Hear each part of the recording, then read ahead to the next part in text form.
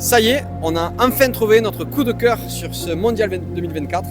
Il est là, c'est l'Alpine A110 R Ultime. Il faut savoir que clairement, de toutes les autos qu'on a vues, il y avait, je pense à mon goût, trop d'élec. Et là, on a clairement le modèle qu'il nous faut. Alors on est en compagnie aujourd'hui du responsable produit chez Alpine qui va nous répondre quelles sont les différences exactement par rapport à une R ou par rapport à une Turini. Est-ce que tu pourrais nous dire ça en quelques phrases? Qu'est-ce qui change fatalement sur l'auto? Ok, ça marche. Donc bonjour à tous, moi je suis Louis Cohen, donc je suis le responsable produit du véhicule côté marketing. Donc ce qu'on a fait sur cette voiture-là, pourquoi elle s'appelle Ultime? L'idée c'est de créer la version la plus ultime qu'on ait jamais faite de la 110 et au global chez Alpine, parce que ce sera la voiture la plus puissante qu'on ait jamais réalisée.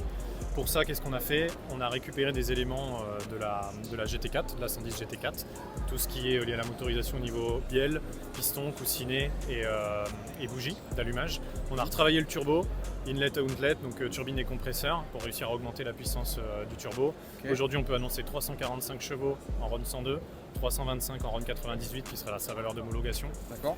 On a modifié la boîte de vitesse, on en avait besoin parce que le problème de notre boîte actuelle c'est qu'on est capé en termes de couple. Donc là on a changé la boîte pour une DW6, on passe seulement 420 Nm de couple au lieu des 340 qu'on a aujourd'hui sur une R, donc on gagne 80 Nm.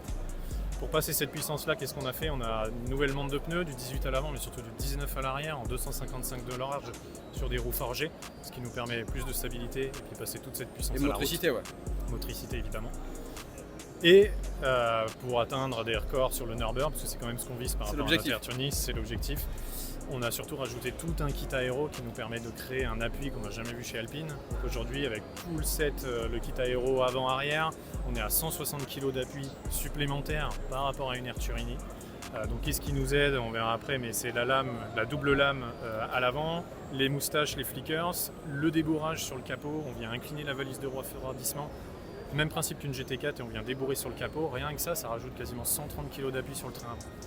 À l'arrière, on a un système avec un double béquet, on a une lame ducktail derrière la porte de coffre. Ouais. Ça vient nous rajouter une trentaine de kilos à l'arrière par rapport à une R Turini. Au global, on a une voiture qui est vraiment taillée pour la piste, une voiture qui est vissée au sol, donc ultra efficace. En termes de liaison au sol de châssis, on a des amortisseurs Rollins avant-arrière ajustables de voie.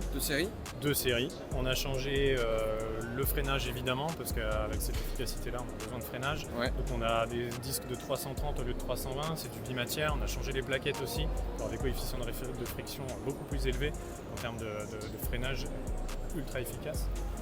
Et en plus de ça, on a voulu développer l'expérience ultime pour les clients par l'ultra personnalisation intérieure. Donc l'idée c'est que le client il peut venir customiser l'intérieur de son cockpit. On a 14 Alcantara, on a 10 cuirs, c'est un programme de personnalisation jamais vu chez Alpine, c'est la première fois qu'on fait ça. Et le client peut venir customiser complètement l'intérieur de son véhicule. On a oublié de dire aussi qu'il y avait une ligne à Krapovic qui rajoute un petit peu pour gagner un petit peu de poids. Donc, on n'a pas parlé de la masse. Exactement, on n'a pas parlé de la masse. Donc l'objectif de cette voiture-là, c'est pas de gagner de la masse parce qu'en fait on n'est pas capable de faire une voiture beaucoup plus puissante en gagnant énormément de masse. L'idée c'est de garder une masse ISO R Turini. La voiture n'est pas encore homologuée mais c'est ce qu'on vise. Donc en effet on a rajouté de la masse, la boîte est plus lourde parce qu'on peut passer plus de couple, les montres de pneus rajoutent de la masse. Donc on a essayé d'alléger. Vous regarderez les jantes forgées, on les a travaillées, on les a usinées pour gagner de la masse. On a une ligne à Krapovic pour gagner 4 kg. Okay. On a le guide d'air central qui est en carbone. Enfin voilà, on a travaillé pour essayer de compenser la masse qu'on rajoute. Ok. Donc moi maintenant j'ai deux questions. C'est quand et combien? Donc l'entrée de gamme de ce véhicule-là, si on peut l'appeler entrée de gamme, sans customisation extérieure ni intérieure, on est à 265 000 €. Ouais. C'est une édition limitée à 110 exemplaires. C'est la plus ultime qu'on ait jamais faite et qu'on fera sans doute jamais en thermique. Cette version-là bleue, elle est à 330 000. C'est une version figée. On ne peut pas changer l'intérieur, on ne peut pas changer l'extérieur. On a un bleu vision à l'avant et un bleu Alpine avec à l'arrière dégradé. Avec un dégradé. C'est vraiment une teinte spécifique à cette voiture-là. On la limite à 15 exemplaires. Donc voilà, et en termes de production, on serait plutôt au deuxième semestre 2025 pour les premières qui sortiront de l'usine. Super, bon mais je pense que c'est très complet comme chose, je te remercie beaucoup. En attendant, moi j'aimerais vous poser une question, par exemple la bleue comme celle-ci. Est-ce que vous seriez plutôt partant pour une Alpine R Ultime ou plutôt une Porsche GT3 RS? Maintenant, à vous de voir et n'hésitez pas à nous le dire en commentaire.